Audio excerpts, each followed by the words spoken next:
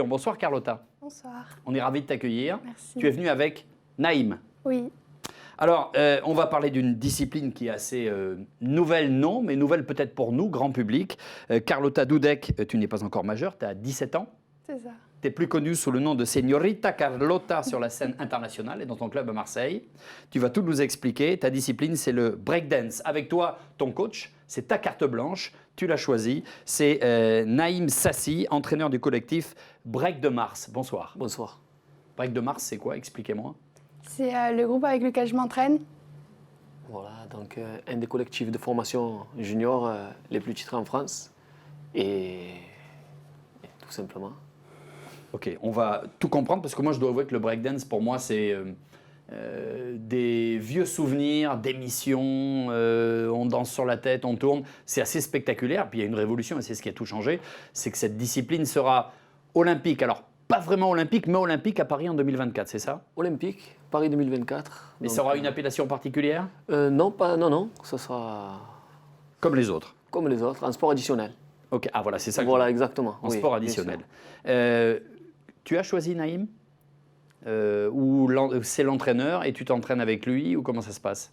C'est mon entraîneur, donc depuis que j'ai 6 ans. C'est avec lui que j'ai évolué. Ça fait 10 ans que je danse, donc il me connaît depuis petite.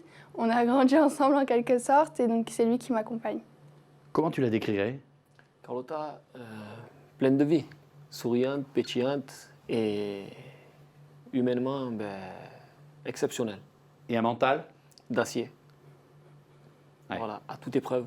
Parce Ouais. que, Parce qu'on va parler de ces disciplines. Et lui, tu le définis comment? Je dirais qu'il est à l'écoute.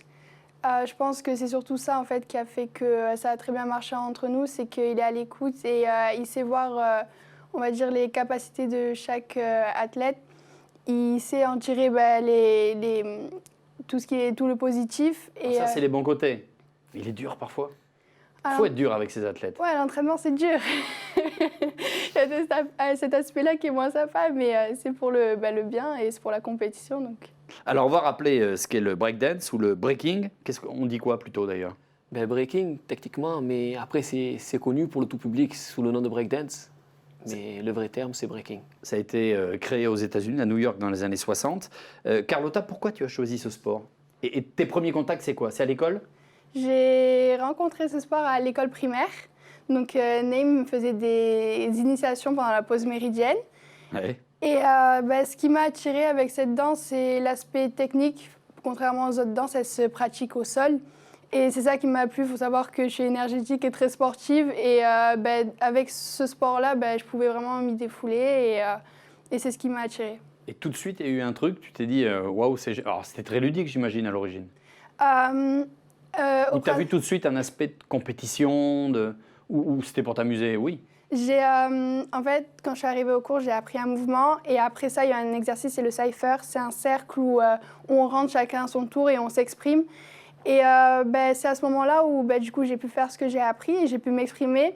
Et l'ambiance qu'il y a eu et tout ce qu'il y avait autour, toute l'atmosphère, ça, ce qui a fait que je suis tombée amoureuse de ce sport. Et quand est-ce que tu as dit, tu avais quel âge quand tu as dit à tes parents, tiens, je veux faire de ce sport mon métier, ma vie? Déjà, je suis sortie du cours et j'ai direct allé leur en parler. Voilà, j'ai découvert ce sport et j'adore et je veux m'y inscrire. Ouais. Donc, dès la fin du cours, je suis allée leur en parler. Et ils ont compris ou ils ont été un peu surpris? Ils ont été un peu surpris dans le fait où ils ne connaissaient pas la discipline. On sait que le breakdance, c'est un sport qui est né dans la rue. Donc, on a un peu des a priori qui le pratiquent. Et à partir du moment où je leur ai amené voir ce que je faisais, ils ont compris pourquoi j'aimais, ils ont été rassurés et là, ils m'ont tout de suite soutenue. Alors, tu as un nom de scène, entre guillemets. Tu peux nous le rappeler? C'est Señorita Carlotta. C'est un rappel à mes origines cubaines. Donc, ce nom, il est apparu à la cantine, à l'école primaire. Et donc, Naïm me charriait avec ça. Il m'appelait tout le temps comme ça. Au début, je le boudais un peu, ce nom. Et au final, c'est le nom qui m'a accompagnée aux Jeux Olympiques de la jeunesse. Donc aujourd'hui, j'en suis fière et c'est mon identité. Alors, plus qu'un sport, on a l'impression que c'est quasiment un mode de vie à part entière. Certes, c'est mon sport, je le pratique et je m'y investis. Mais j'en oublie pas non plus ma vie d'adolescente. Donc à côté de ça, j'ai mes études. J'y accorde énormément d'attention. Dans quelle classe? Je suis en terminale ES. Donc là, il y a le bac à la fin de l'année. C'est ça, il y a le bac. Attends, bouge pas. Comment elle fait? Eh ben, Carlotta elle a toujours eu la capacité à concilier le sport et les études. Ça fait partie, on va dire maintenant, de son mode de vie, parce que depuis petite, on était souvent amené à se déplacer dans toute la France, voire à l'international. Et il fallait savoir gérer donc, les devoirs, et gérer la compétition, et gérer tout ça. Vous déplacez comment? En bus, en train? En avion, en train, ça peut arriver en voiture également, minibus, bus. Et elle bosse Voilà. pendant ses déplacements? Elle bosse pendant ses déplacements, donc c'est... Bah là, c'est le bac, ça rigole plus. Hein. Ah mais ça a jamais rigolé. Comme on dit, il n'y a pas de petit battle, donc sur l'école c'est pareil, qu'elle soit en CP ou en CE1, qu'importe. Quand on fait un déplacement, il fallait que ses parents soient dans un climat de confiance. C'est-à-dire que si elle a des devoirs, ben, il fallait que ses devoirs soient faits et on partait dans cette direction. Si elle travaille mal à l'école, il n'y a pas de battle, qu'importe Quelle volonté. l'importance. Voilà, Franchement, c'est génial. donc ça motive. Moi, je suis parent, je peux te dire, c'est pas facile tous les jours. Mais toi, en plus, tu as du sport et de très haut niveau et tu y arrives. Il y a des moments où il y a des choix à faire, où tu arrives malgré tout à tellement anticiper ou... Il y a des moments où certes c'est dur avec la fatigue, mais je fais tout pour le concilier. Et au final, on trouve soit un arrangement. Comme récemment, j'avais mes épreuves de bac qui tombaient en même temps que le championnat du monde en Chine, Donc au mois de juin dernier, au mois de juin dernier. Et grâce à l'aide de la fédération, j'ai pu avoir un appui et déplacer mon épreuve de bac à septembre. Donc je l'ai rattrapée et tout s'est bien passé. Alors, ils sont forts, la Fédé. Hein. J'espère que ton président, il fait du breakdance. Hein. En tout cas, il doit comprendre. Hein. Il doit y avoir un truc comme ça. Hein. Non, je dis ça parce qu'on vous dit la vérité. Il est caché derrière les caméras. Il faut qu'on fasse tout de suite, qu'on balaye un cliché. Bien sûr. Le breaking, c'est pas réservé, la preuve, elle est là, mais c'est Oui. surtout pas réservé qu'aux hommes. Ah non, jamais de la vie. Alors c'est vrai, il faut être honnête, quand on est arrivé dans le circuit avec Break de Mars, avec nos équipes Big Girl, À Marseille, voilà, sur Marseille et toute la région, on va dire, toutes les régions du Sud. Quand on est arrivé, il y avait un Big Girling qui avait quand même tendance à, on va dire, les filles, elles avaient un style vraiment, on va dire, une attitude b-boying, quoi. Et moi, donc, ce que je voulais vraiment, ce que je voulais tirer de mes élèves, c'était mettre en avant leur féminité. Être capable de s'imposer avec un style féminin face aux garçons, et c'est ce qu'on fait. et puis c'est différent. Enfin, un garçon n'a pas la grâce d'une fille ou l'élégance d'une Exactement. fille. Sans être danseur, vous avez tout dit. Et ce qui se passe, c'est que chaque danseur il développe des qualités différentes. Et c'est la même, des qualités différentes, pardon. Et c'est la même chose chez les filles. Les filles, elles peuvent mettre en avant d'autres qualités. Et toutes ces qualités-là, voilà quoi, elles font Tu dis leur ça parce preuve. que tu sens que je suis un bon danseur? Non, j'ai vu. Sérieux, s'il te plaît. Alors, Non. ce sera discipline olympique à Paris en 2024. Ça, c'est une révolution. C'est ce qu'on appelle un game changer. Depuis, qu'est-ce qui se passe? Comment ça a révolutionné l'approche? Ben, c'est magnifique. Déjà, ça s'est démocratisé. C'est-à-dire que déjà, on le voyait au cinéma, on le voyait de partout, quoi, dans la vie du quotidien. La preuve, comme on disait avec Carlotta, moi, le hip-hop, je ne l'ai pas découvert à l'école. Donc, Carlotta elle a eu la chance de le découvrir donc, entre midi et 2. Maintenant, je fais des interventions en temps scolaire. Donc, dans les écoles, c'est-à-dire que c'est énorme. C'est suite à la demande des mairies, des municipalités. Et quand vous voyez le chemin que ça parcourt, voilà quoi, c'est... Il faut quoi pour pratiquer? Sincèrement, il faut de la volonté, comme partout, je pense. Il faut une bonne Mais il y a condition besoin physique. il te faut un sol particulier? Ah, un sol, en termes de sol, pas spécialement, mais après, un bon lino, un bon parquet, voire même du carrelage. Hein. Et une belle coupe Voilà. de cheveux? Pas spécialement. T'as un message pour ton coiffeur? Ouais, je m'excuse. Il l'a engueulé avant de venir. Il n'était pas sûr que c'était bien et en fait c'est parfait. Une question, ça se pratique comment? C'est ou individuel ou par équipe? Les deux. Les équipes, c'est combien de personnes? Alors ça peut aller de 2 personnes, ça peut aller à 8 personnes, ça peut aller souvent c'est des 8-8 et ça peut même dépasser. Après ça dépend le type d'organisation, ça dépend le type de battle. D'un battle à l'autre, ça peut changer. Vous pouvez arriver sur un battle 5 vs 5, il va falloir donc gérer l'équipe. Qu'est-ce que tu as dit? 5-25? 5 vs 5, 5 contre 5, c'est-à-dire 5 danseurs 5 vs contre 5, 5 d'accord. danseurs. Du coup, il faut adapter et c'est ça l'avantage d'un collectif comme le nôtre, par exemple. On arrivait sur certaines compétitions, sur des week-ends, on arrivait à être compétitif sur plusieurs villes. Il y avait un 2-2 par exemple sur Lyon, il y avait un 5-5, Wow. je sais, et on envoyait des équipes, des effectifs et qui étaient composés d'énormément de filles justement. Et on arrivait sur un week-end à ramener 3-4 titres. Et ça, c'est énorme. Tu préfères Ça, l'individuel ou le collectif?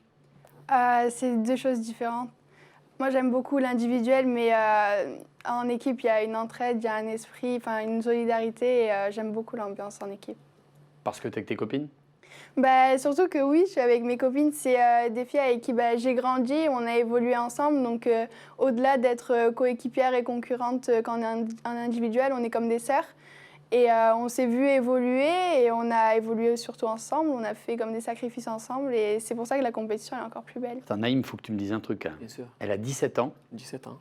elle parle, mais c'est alors où elle récite, où elle est une Non, personnalité fantastique. C'est B2M Formation, elle a une personnalité fantastique, elle est capable de s'adapter à toutes les situations. Et malgré son jeune âge, il faut dire que Carlotta, elle a une vie derrière. Elle a 50 ans. Donc elle a déjà eu Je vois l'habitude pas. d'être, on va dire, dans le milieu hip-hop, d'être face aux caméras, face aux médias. Donc elle connaît tout ça. Ça puis fait elle partie brille. aussi, ça fait partie de tout ça. C'est sa gestion. Parle-moi des entraînements, c'est quand? C'est tous les jours, 2 jours, plusieurs fois par jour? Alors le break, bah, c'est tous les jours. Si c'est pas un entraînement, c'est les compétitions. Et, Tous les jours, 7 sur 7. 7 sur 7. Quoi? Il y a des récup, mais en réalité, on aménage. Par exemple, ça peut être un programme aménagé pour elle. Et si elle a une compétition, elle peut travailler par exemple son équilibre. Elle peut travailler des choses, on va dire, qui sont pas très physiques. Elle peut travailler sa stratégie. Donc toute la méthodologie qu'il y a à mettre en place avant un événement, en fonction des jurys, en fonction des adversaires, en fonction de tout ça. Donc il se peut qu'elle vienne à l'entraînement sans forcer, sans utiliser son corps, simplement utiliser sa tête. Donc ça lui arrive aussi. Et la tête, elle a bien faite. Physiquement, c'est dur. Bien sûr, comme on dit, plus l'entraînement est dur, plus la compétition est facile. Exactement. Donc il faut souffrir et se battre à l'entraînement et profiter de la compétition. Il y a après. beaucoup de musculation. Oui, parce que le break, on le déclare aussi comme une discipline artistique, mais on en oublie aussi le côté sport. Vous êtes des athlètes. On est des athlètes et c'est un sport où il y a des acrobaties, des portées, donc de la technique. Et pour ça, il faut avoir une bonne condition physique. Donc on se prépare à l'entraînement en faisant du cardio, du gainage, des pompes. Et tout ça, on en a besoin pour la compétition. J'ai l'impression que les articulations doivent être très mises en danger, entre guillemets. Bah, comme tous les sports ont leurs risques, comme les gymnastes ou ça peut être aussi la course. Donc tous les sports ont leurs risques. Ce qu'il faut, c'est être préparé. Un sportif qui est préparé, il prévient la blessure, alors que si on ne l'est pas, on a beaucoup plus de risques de se blesser. Le programme, qui choisit? C'est moi. Donc tu es le chorégraphe aussi? en quelque Chorégraphe sorte. aussi. Voilà. Donc tu fais en fonction des compétences des... En fonction de chaque danseur. En réalité, mon rôle, c'est de prendre un danseur et de développer ses qualités intrinsèques. Voilà. Chaque enfant, il développe des qualités différentes, comme je l'ai dit tout à l'heure. Mais à toi de les amener encore Et à plus moi loin. de les amener au meilleur de leurs possibilités. Même si, sincèrement, je pars du principe qu'un enfant, il n'a aucune limite. Voilà. Enfin, un enfant, c'est une femme, pardon. Voilà. Moi, je l'ai connu enfant à Bah oui. 6 ans, maintenant 17 ans. C'est vrai que c'est En énorme. quoi elle t'a bluffé? Moi, Ça fait 11 ans. sincèrement, Ouais, en quoi elle t'a bluffé? Explique-moi. sincèrement, Carlotta, par sa capacité, on va dire, de travail, c'est pas tous les élèves et toutes les personnes qui sont capables d'encaisser. C'est-à-dire qu'elle ingère un l'entraînement. maximum d'informations et elle arrive à te le Elle est capable, restituer. exactement. C'est-à-dire que ça va aller rapide, on va directement à l'essentiel, on ne perd pas de temps avec les a priori. Et l'avantage qu'on a, c'est qu'on est dans un climat de confiance. Ça veut dire qu'on peut arriver sur une finale, je lui dis, ne fais pas ça, fais ça. Et bam. Voilà, comme te on le dit, restitue. il n'y a pas de victoire sans prise de risque. Elle est capable de le faire à la perfection et ça va vite. Donc moi je pense que sincèrement, elle est encore loin de son meilleur niveau. Voilà, En quoi je elle pense doit que encore progresser? sincèrement, moi je pense sur son autonomie, mais Ça elle veut le dire quoi? fait. Par exemple, arriver sur une finale, avoir confiance en elle. Même si par exemple je suis amené à ne pas être là, parce que maintenant je suis père de famille, donc forcément. Dis donc, tous les- elle doit faire des choix, toi aussi. Tous les dimanches, exactement. Mais tous les dimanches, c'est vrai que je ne peux pas tous les faire en battle comme je le faisais avant. Et je pars du principe qu'elle en est capable. Si elle n'en était pas capable, je ne la laisserai pas. Voilà. Et tu sens, toi, que tu as encore à progresser justement là-dedans? Que parfois, peut-être avant une finale, tu te sens ou un peu seul ou un peu dans le doute? Elle a évolué là, à ce niveau-là, déjà depuis Attends, laisse-la répondre. la dernière année. Tu le sens, toi? Et tu sens que tu progresses? Je sens que j'ai des progrès à faire, surtout à la fin d'une compétition ou après, quand tu sors ta tête de la compétition, tu arrives à prendre du recul et voir ce qui t'a manqué, ce qu'il te faut. Et sur ça, j'arrive Et à... la compète d'après, tu sais, ne plus reproduire les mêmes erreurs? C'est ce qu'il faut essayer de faire. Ouais. Et tu y arrives? Ouais, mais après, c'est comme toutes les compétitions, il y a des défauts. Et de toute façon, on est dans une discipline où on doit toujours progresser. On n'arrivera jamais au sommet, donc il faudra toujours si. évoluer. Il y a bien un sommet à un moment. On est des artistes, donc il y a toujours quelque chose à améliorer ou à développer. Et je pense que c'est ça aussi qui est beau avec Ça, le c'est breaking. génial. Attends, excuse-moi, pardon. Tu as dit, on est des artistes. Mais tu es plus une artiste ou plus une athlète? Pour moi, on est les deux. Les deux sont à prendre en compte et les deux sont importants. On est des athlètes dans la préparation physique, dans la technicité de notre sport, mais on est aussi des artistes parce qu'il y a la musicalité, l'originalité, la personnalité qui rentre en compte dans cette discipline. Et parfois, tu lui dis, je veux telle musique? C'est pas possible. Pourquoi? Durant les compétitions, donc il y a un DJ qui intervient et c'est lui qui mixe, c'est lui qui met sa musique et c'est aux danseurs de s'adapter à la musique qui est mise en place. Donc c'est ça aussi Mais vous la découvrez quand, capacités à cette avoir. musique? Sur le moment. Elle C'est-à-dire que tu arrive. pars, tu sais que tu as une performance de combien de temps à faire? Il n'y a pas de temps limite en fait. Il n'y a pas de temps limite, c'est chacun fait Mais il y a sa un minimum? prestation. Parce que ça peut durer 1 minute ou il y a un minimum de 3 minutes? Enfin, Ça, c'est pas limité dans le temps. Après, sincèrement, un danseur qui reste trop longtemps sur scène, il peut être pénalisé par le jury parce qu'à un moment donné, c'est pas dans son intérêt de rester trop longtemps, dans la mesure où, on va dire. mais attends, explique-moi. Ouais. Le DJ, il balance la musique. Alors le DJ met son son, il a des mixtapes, donc il y a énormément de très bons DJ sur la scène française. Donc on les remercie aussi. Et là, théoriquement, ça part pour quoi? 3-4 minutes? Non, ça peut partir un passage moins d'1 minute, en D'accord. question-réponse. Mais par contre, l'avantage qu'il y a, c'est des passages qui sont courts et intenses. Quand on dit 1 minute, on a l'impression que c'est pas énorme. Mais c'est l'athlète qui décide quand elle arrête. Exactement. À titre d'information, quand je vais courir une demi-heure, je transpire moins qu'en enchaînant 2 passages. C'est bizarre, j'ai jamais Pas compris courir très pourquoi. vite. Non, je plaisante. C'est pas mal. C'est pas mal. Non, sincèrement, à un bon rythme, et voilà. On parle des résultats maintenant. Il y a eu des compétitions et non des moindres. Carlotta, on rappelle que tu as 17 ans. Tu as participé aux championnats du monde Breaking Senior qui se sont déroulés à Nanjing en Chine. Ton résultat? J'ai été 23e sur une centaine, à peu près une centaine de danseurs. 23e à 17 ans seulement. C'est énorme. En adulte, voilà, c'est énorme. En sachant qu'elle a fait un top 8 en Chez jeune. les juniors? Voilà, chez les juniors au Japon. Donc c'est énorme. Et sincèrement, en plus, elle gagne, en ayant vu les résultats, elle gagne son match direct apparemment contre une personne qui est arrivée en finale du Battle of the Year international l'année où on perd. Donc c'est quelque chose d'énorme. Tu ressors comment de ça? Et voilà. J'ai pris conscience de plein de choses. Enfin, c'était ma première compétition importante en senior. Ouais. Donc Championnat du monde. après les Jeux Olympiques de la jeunesse, je me qualifie et j'enchaîne avec ces championnats. Et ça m'a appris plein de choses. Quoi, par exemple? Ça m'a appris que j'ai 17 ans, que j'en ai bientôt 18. Donc maintenant, je fais partie de la cour des grands. Et comme il disait, je dois devenir plus autonome. Et une phrase que j'ai surtout retenue, c'est de danser non plus comme une élève, mais comme une danseuse. Et je pense que c'est un de mes objectifs, devenir une danseuse. Ça veut dire que jusqu'à présent, tu étais plutôt dans la répétition du travail au quotidien, mais qu'il faut se libérer un peu plus et laisser parler l'artiste qui est en toi. C'est toi qui as employé ce mot-là tout à l'heure? Ça fait 10 ans qu'on s'entraîne ensemble, donc on a beaucoup l'habitude d'échanger avec Naïm, de collaborer ensemble. Et ce que je vais essayer de faire maintenant, c'est aussi de pouvoir m'exprimer. Enfin, je m'exprime, mais avoir mon côté artistique qui sort. Alors, tu te dis, j'ai pris conscience de certaines choses. Est-ce que tu as pris conscience aussi qu'il y a encore une grosse marge et que, évidemment, il faut continuer et y aller tous les jours?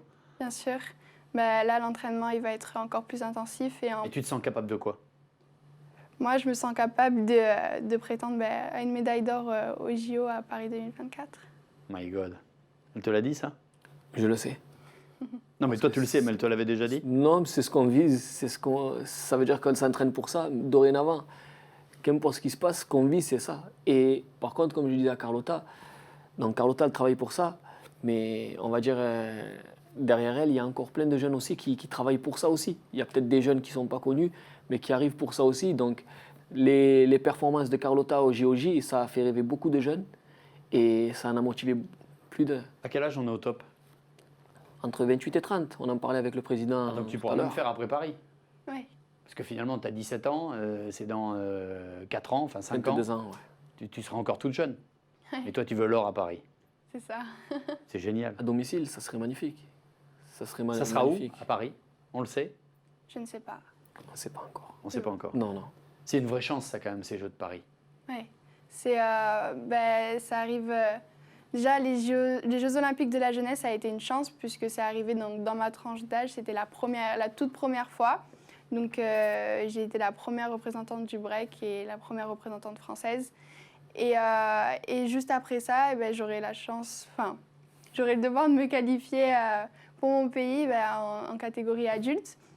Et que ce soit fait dans notre pays, à domicile et à Paris, je trouve ça encore plus beau et c'est ce qui me motive encore plus à gagner. Et tu connais, j'imagine, tes concurrentes françaises qui brilleront aussi cette médaille. Bien sûr. C'est les filles contre qui, avec qui tu rivalises déjà. Ouais. Ouais, il y en a plusieurs à avoir les mêmes motivations que moi, donc j'aurai de la concurrence et c'est ce pourquoi je vais m'entraîner pour ne pas laisser la place aux autres. J'adore ce discours. Il y a une chose que je voulais rajouter. Vas-y. Celles qu'on connaît, elles sont dangereuses, il n'y a aucun souci parce qu'elles sont très fortes. Mais moi, je me méfie plus de celles qu'on ne connaît pas. Parce que Paris 2024, c'est quand même dans très longtemps. Et il y a des nouveaux talents qui ont le temps de ressortir. Voilà. Alors, la désignation du break pour être discipline olympique à Paris 2024 a fait, et c'est normal, des jaloux, parce qu'il y a eu des choix à faire. Bien sûr. Il y a eu cette phrase du président adjoint de la Fédération française de billard qui a déclaré « J'accepterai que l'on perde contre le squash, mais pas contre le breakdance, c'est hallucinant ». C'est ne pas connaître la discipline, tout simplement. Moi, j'invite ce monsieur à faire une séance d'entraînement avec nous de breaking, et je me ferai un plaisir de me joindre à lui pour une séance d'entraînement. Et on verra peut-être à la fin qui transpire le plus. Voilà, tout simplement. C'est un beau sport que tu fais. Voilà. Ouais. Franchement. C'est juste génial. Mais moi, je trouve cette ouverture C'est magnifique. d'esprit et faire rentrer des disciplines comme ça, c'est juste génial. Après, quand tu as 10 personnes qui tapent à la porte, tout le monde ne peut pas passer, évidemment. Bien sûr. Alors, on va voir si vous connaissez bien votre discipline. Mais Carlotta nous a dit en préparant l'émission, je vous préviens, je suis une touriste du breakdance. Ça veut dire quoi? Que tu connais pas bien l'origine de tout ça? Moi, ce que je fais, c'est que je m'entraîne, je vais aux compétitions, je donne le meilleur de moi-même, mais après, je vais au cinéma, je sors avec mes copines. Ouais, tu es une fille normale, quoi. Ouais. Question de rapidité. Attention, écoutez bien. J'ai d'abord 5 questions d'une manière générale, plusieurs réponses à chaque fois. Le premier ou la première qui a 3 bonnes réponses a gagné. D'accord? Question de rapidité. Dans quel quartier de New York le break a été développé? Bronx. Allez, 1-0. Il veut rien te laisser, lui, je te le dis. J'attendais la fin de la question, enfin, finis de parler. Dans quel film a-t-on pu voir le break pour la première fois? Break. Beat Street. Quoi? Beat Street 84. Eh bien, pas du tout. Mais puisque tu as répondu trop tôt, on va dire que c'est pour toi la bonne réponse. Ah, C'était Wild Style de Charlie Hearn. Ah, voilà. Ok? Mais attends, t'as pas entendu la fin de l'énoncé. Avant, comment appelait-on le breakdance? Est-ce que ça s'appelait la danse au sol, le break ou le boying? Attends, je répète parce que je l'ai mal formulé. Danse au sol, b-break ou b-boying? B-boy. Bah oui. Ah, 2-1. Carlotta, facile. Et je l'ai dit aussi. Non, mais elle l'a dit avant. Elle est plus rapide que toi. Ah, du En plus même temps, fort. t'en fais une athlète vive, tu vois. Ça va. 4e question, 2-1 pour Carlotta. En France, la première apparition officielle du breakdance remonte à la tournée New York City Rap organisée par Europe 1, Énergie ou Skyrock. Skyrock. Européen. De partout. Oh. C'est une bonne réponse. Attention, voici la dernière question. Le référent de la discipline en France, c'est Mounir Biba. Combien de fois a-t-il été champion du monde? 7, 8 ou 9 fois? 7. 8. Eh bien, c'était 9, mais comme on est galant, on va donner la victoire à Carlotta. Du proche, il n'y a pas de souci. Merci Naïm d'avoir Y a été pas avec de nous. souci. Ne bougez pas, dans quelques minutes, on va accueillir une grande dirigeante. Elle est présidente de la Fédération française des sports pour tous. À tout de suite.